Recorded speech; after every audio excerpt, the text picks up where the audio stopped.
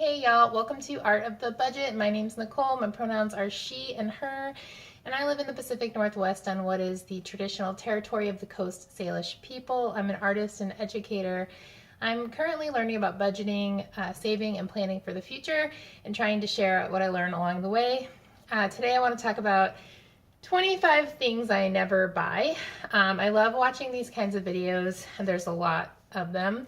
And I think one of those reasons is because it's just interesting to see what people like prioritize in their budget. Obviously, we're all really different people, and so for what might feel like a essential item, might not be for someone else. And also, I'm interested in reducing the amount of waste that I create, and so I'm always looking for smart and convenient swaps. So I wanted to make a video, my own video of things I never buy, and I wanted to mostly talk about things that you never have really bought, but there are a few more recent swaps included in there, and so I'll let you know when those come up. Okay, so of course I'm not at all saying that you shouldn't buy these things. This is just my priority and what like things are important to me. I know there are lots of things that I buy that other people would never spend money on. So anyway, let's get into it. Okay, so number one, you can probably tell from my videos, makeup remover, makeup brushes, anything having to do with makeup, I don't buy. Basically, number two is any non-basic toiletries. So anything beyond shampoo, conditioner, lotion, face moisturizer, and soap, I don't really buy. I used to buy a curly spray for my hair, but it only comes in a small plastic container and there's no swap or like bulk version of it.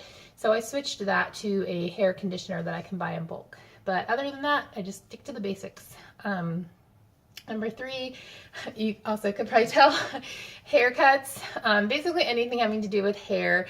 I have had a few fortunate times in my life where I've had access to someone who cuts curly hair really well, and so I might go to them a few times a year, but it's actually been pretty rare. And since I moved out here, I don't go to anyone. I just cut it myself. I just flip it over and chop it. And along those lines, I don't have any hair accessories. Like I don't own a hair dryer. I'm not like opposed to them. I just don't own one and can't be bothered. And I also don't buy hair brushes. I don't use a hairbrush. I have a comb that I detangle my hair with when there's conditioner in it. And I had a comb before that I lost. So I've had two combs in my adult life. So I keep it pretty simple. Number four is nail polish remover, anything having to do with nails. Even though I super admire nail art, it's like stunning. For me personally, maybe in part because I'm a ceramic artist, although I know lots of ceramic artists who have stunning nails. It's just not part of my aesthetic. Number five, razors and shaving cream. I just don't get into that. Number six, menstrual items. I actually use birth control continuously, and so I don't have a need for menstrual items. That method is not for everyone, but for me, it works best for me. And next, number seven is shapewear, because hell no. Number eight is dryer sheets and fabric softener. I didn't really ever know what fabric softener was. I guess I didn't grow up using it. But dryer sheets, just as I became an adult, I just never wanted to spend money on them. And I do notice that my things are staticky, but I just don't really mind. These days I actually don't dry a lot in the dryer. I mostly hang my clothes, and then sheets and towels and stuff, yeah, they're static, but it just doesn't bother me. Next, car washes or any form of car cleaning. So not terribly proud to say it, but I am a ceramic artist. I do haul a lot of stuff, and a lot of that stuff is dirty. And so I had a truck before, and now I have a station wagon. The seats are usually down, and frankly, the back is usually full of some kind of ceramic residue. And I do try to clean it myself every couple years, but it's just not a priority for me. Got some notes over here in case you're wondering where I'm looking. Next on the list is gadgets. I have my phone and my computer, which recording on my phone and looking at my computer for my notes. And other than that, I don't really have anything else. I do have a tablet that I send with art installation that has a video that goes with it, but I don't really use it in my day-to-day. I just use my phone and my computer for everything. Next on my list is pre-made beverages. I actually realized that I buy almond milk, which is a pre-made beverage. I could make it myself. I have made it myself. So maybe this one is kind of bunk, but other than almond milk, I don't really buy pre-made beverages, except for on the very rare occasion when I'm traveling or something. I just drink water, and I have a soda stream, so sometimes I will make syrups to go along with the carbonated water. But yeah, I don't need to buy sparkling water. I don't buy any other pre-made drinks. I just drink water. And moving right along, number 12 is packing materials. So I do ship things. Mostly they're installation artworks that are unlikely to sell, and so I usually get my shipping material back, so I'm able to recycle a lot of it. And I also will like hoard it. Like my neighbor moved here from Chicago, and then instead of having to recycle or throw away all of her shipping material, she gave it to me, and so I just keep using it. And I also hoard from when we get shipments at work, and also the U-Haul down the street has a free pile, so I try to get as much shipping material as I can to reuse it. And it doesn't always make for the prettiest packages, but I usually write like this was packed with 0 new shipping material, so hopefully people appreciate that. Okay, next on my list is disposable, number 13, disposable kitchen things. So basically paper towels, napkins, Ziploc bags, saran wrap, foil, coffee filters, etc. I have like a French press and a stovetop espresso maker. I just don't have a use for it.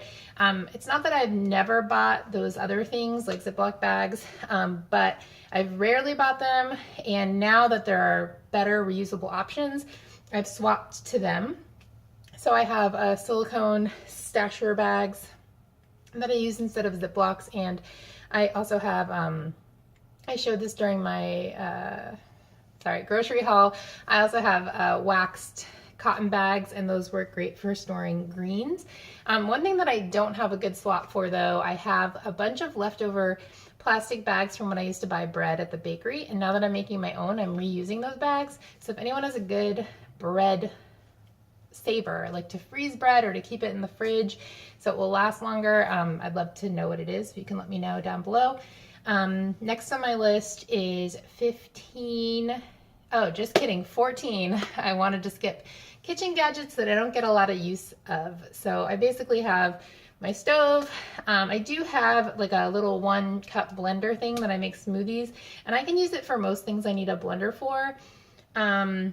Yeah, I have also a pretty nice food processor that I just kind of got for free. Someone gave it to me, and it is useful. I do keep it around. It's probably the thing I use least frequently.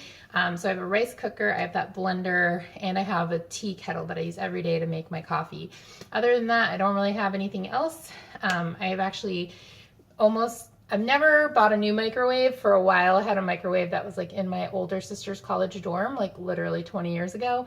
And when I moved away, I left it behind. My housemate now actually just brought a microwave. I'm not against using microwaves. I just didn't have one, and I just couldn't be bothered to use one. I just heat things up on the stove. Moving along, number 15, spices in individual containers. They are very expensive, and I have found that I just use ones that I might have had before that someone gave me, or I save small jars, and then I just buy my spices from the bulk bins. And if organic is important to you, you can get organic ones usually at the health food store. I get mine at the co-op, but I actually don't need all my herbs and spices to be organic, but I think that might be a more high priority for somebody else who has like a more of a like elegant palate and sense of smell, but I don't. So yeah, I do use a lot of spices, but I don't ever need to buy them from a premium source. Next on the list, number 16, is plastic produce or bulk bags. And this is actually really interesting. I've never ever been much of a produce bag user. I would use them occasionally, like when I'm buying sugar snap peas or like Brussels sprouts, because there's so many of them, and they're hard to carry. But I've heard people say that it's just not very sanitary to like have your apples on the conveyor belt, but that may be true. But from my point of view, I think like they've traveled probably thousands of miles, and people are just touching them, checking them out, seeing which ones have bruises. So I don't think of them as particularly clean item to begin with. So it's never really bothered me for them to be on the conveyor belt.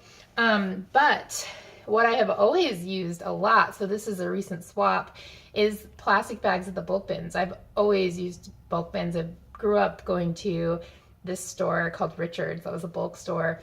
And I've always used the plastic bags. So a recent swap for me is for bulk foods and for those small produce items like sugar snap peas, etc., is using cloth bags, which I also showed some of those in my grocery haul. Of course, they're more available now, so I bought some, and then also I made some a couple of months ago when I was home for the holidays. So yeah, I use those now. Next on the list, disposable sponges. That is actually a really recent swap. Back in November, I bought a brush that's wood, metal, and boar hair, and it has soft bristles. And I use that now to wash my dishes. I am seeing wear and tear, but it's lasted about 6 months, so seems to be doing well. I also have a harder bristle one that is plastic that I've had for a couple of years now, and I use that to clean my cast iron, and yeah, they're both working really well, so I haven't had to buy a sponge. As far as like how much bacteria that each of those things harbor, I have no idea, but I do keep them head up in a jar at the sink, so maybe that's good. Next on the list is number 18, and that's jewelry that isn't handmade. So I'm not much of a jewelry wearer, as you can see, but so when I do buy it, I do try to support a local or a small business artist, and to get something that's really unique. Yeah, I don't wear it very often, so for me that's really important that it be like something that no one else has.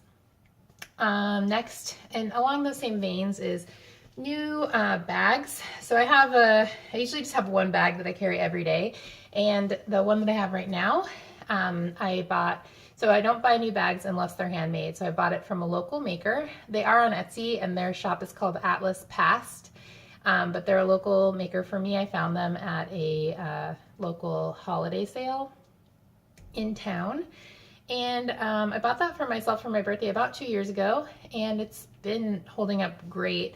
I'll probably use that, and typically in the past I've bought handmade bags like that and used them until they literally fall apart.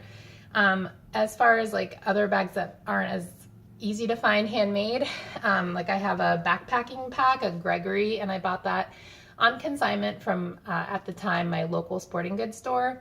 And I also have a little backpack that I use for day trips, and I just got that at Value Village for like $6. It has like a laptop holder, and it didn't really have a thing to hook in your camel pack, so I just sewed a little ring in, and now I use that to hold my camel pack in. I just use that for day trips. So yeah, buying handmade or buying used has worked really well for me. Next on that list is new furniture. So I hope that one day I'll be able to invest in handmade furniture made by artisans, but that's a huge investment, and I'm still pretty nomadic. So I basically just buy used furniture. Now, I've never bought new furniture. I'm trying to think, maybe I bought a new bed, which is the thing you want to buy new, many years ago. But other than that, I've never really bought new furniture. I've been really lucky to find super cute things that I love. They don't all super match, but I don't know, this was $25, this big bookcase, this really long, great for guests couch that's like super cute, velvety. That was free actually. I did pay someone to like transport it for me because it was too long to fit in my truck. But yeah, and actually even this plant I got at a yard sale. So yeah, I love to buy things used, and I've had really good luck. Obviously that isn't always the case. Sometimes you need something and you can't find it used. Totally makes sense, but I have been pretty lucky. Next on the list, number 21, is things that don't fit into my uniform or ill-fitting or sort of specialized shoes. So there are a lot of different ways to dress yourself. I know capsule wardrobes are really hot right now, and I actually love the idea of them. But for me, what works best is wearing a uniform. So not an actual uniform, but basically I wear the same thing every day. I wear leggings, a skirt, a t-shirt, and like a hoodie or something. Sometimes I have some blazers I add to that. But yeah, it's been my uniform for several years now, and I just buy things that fit into it. This just helps me know that I'm gonna like them. And then as far as shoes, I keep it really simple. I have a pair of Bluntstone boots that I wear basically every single day. If I need to look a little bit nicer, I have a pair of Doc Marten Oxfords that I wear. And then I have a pair of sneakers for exercise and a pair of hiking boots. And that's pretty much it. So I am kind of an unusual size. I run kind of in the middle between regular size, straight sizes, and plus sizes. And then my feet are like a 10.5 women's. And so I do actually have to experiment with finding things that fit because every brand, the sizes are different and sizes actually make zero sense. So I do experiment, but by keeping things within my wardrobe, and of course I buy a lot of things used. My Doc Martens were from a thrift store, for example. I can save money and just have more likelihood of things working out, and not have a bunch of things hanging around my closet that doesn't work for me. Although I'm not a minimalist in that way at all. I'd rather have more things, especially because I do work that's messy. Work in a ceramics lab, so things get messy, and so I have lots of extra things laying around, but I keep it all within that uniform for ease. And because I have a weird shoe size, I just really want to protect my feet and make sure that I'm always wearing shoes that fit them really well and support them really well. All right, next on the list is 22, new cars. So when I moved here, actually, sorry if any of you are watching this, but a lot of friends told me oh, just sell your car and lease the car when you get there. And I had an old truck. It had about 300,000 miles on it. But I was like, I just can't do that. I don't know what to expect. I knew I'd be making more money when I moved out here, but I didn't know what cost of living would be like. I had researched it, but what it would feel like, I didn't know. And I knew I couldn't be without a car. Turns out I actually moved somewhere that had good bus situation, and so I could have been, but you don't really know these things before you arrive. And so I trailered my car, and so I drove a U-Haul with a trailer with my car on it. And it did cost a little more. I think it was like $800 more to do that. But hey, $800 over $25,000? I don't even know how much cars cost. When that car gave up the ghost, I was really lucky to find that my boss was selling her car, which was a 1997 Subaru Legacy Outback.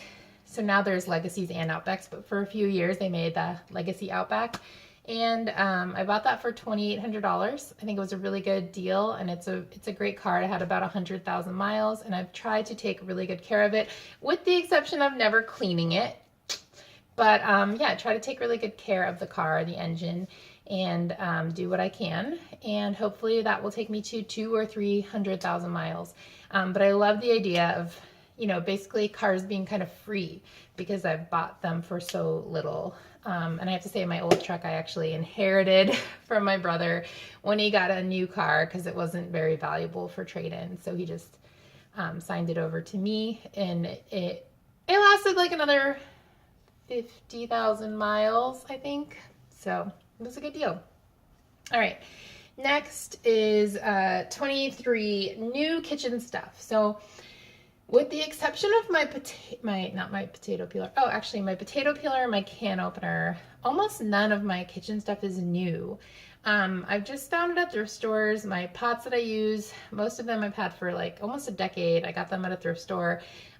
When I decided I wanted to cook on cast iron, I found a cast iron wok, which is an interesting thing to be cast iron, but it's actually worked really well, for $10 on a marketplace. And then a friend, when she heard I was looking for cast iron, gifted me an extra skillet that she had. So yeah, most of my kitchen stuff is not new. There are a couple exceptions. The potato peeler and the can opener was I just kept going to the thrift store after I moved here and I could never find one. So I ended up buying them at, I think, like Target or something.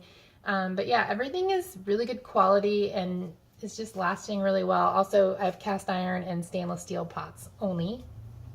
And then, let's see, number 24 is cable and music.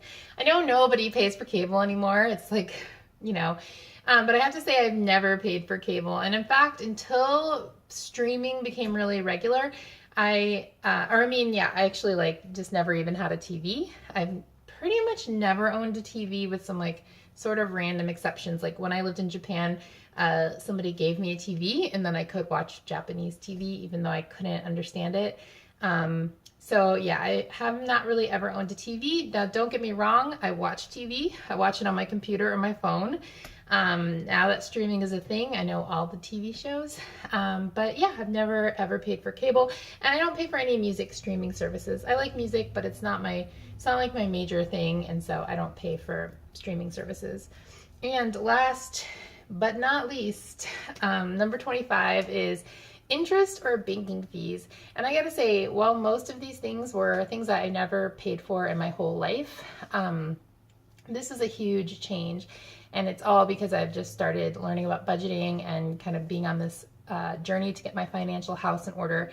So before that, at a certain point, my bank that I had since I was young was bought by Wells Fargo, and man, I paid a fee every month just to have my money there. I never had enough money, so I paid so many insufficient fund fees, and it was terrible. And so now, thank goodness, thanks to all of you YouTubers out there that I learned so much from, I now have an online bank. Not only is everything free, but they pay over 2% interest rate. So I make money every month by having my money in there. And yeah, I've also learned to kind of game the system. Like I have a checking account right now, and that's because they offered me $300 to move my direct deposit there. And so I did that, right? That's like great interest rate. I also opened my business checking account through them for the same reason, because I needed a business checking account and they offered $300. You just had to, do a few things that I had decided were easy enough to do. And so I could get that money. That's $600. Thank you, Chase. And I've also learned how to do credit card, how to make the most of credit cards. So I do use credit cards. It's pretty recent actually, and I pay them off every month, but I have been able to get the sign-on bonuses and get points so I can get free travel and or cash back, although I usually use it for travel. And yeah, now that I have a emergency fund, I can actually like move that money around sometimes in order to take advantage of more of these bonus things. So for example, in the mail yesterday, I got a thing from Wells Fargo that said if you switch your direct deposit over to them, they'll give you $400. And I kind of feel like Wells Fargo sort of owes me that $400. So if I decide I'm going to look at it a little more, make sure that it's something that I can take on, that's not going to cost me money and that I'm only going to benefit from. And once I kind of weigh that cost benefit analysis, maybe I will move my direct deposit over there for the minimum amount of time so I can get that bonus. But yeah, I don't pay interest and I don't pay banking fees. And in fact, I try to make the most of what the bank can pay me. And the credit cards can pay me, and I'm really enjoying that. So those are 25 things that I never buy, and I would like to know what you don't buy or what you don't use. And again, of course, this is just fun and interesting. I'm just curious to know what you find more of a priority. So what thing on my list was like totally weird for you? Let me know down below in the comments, and thanks for letting me share this funny list with you. I know this is a long video, so if you made it this far, you're awesome. See you later.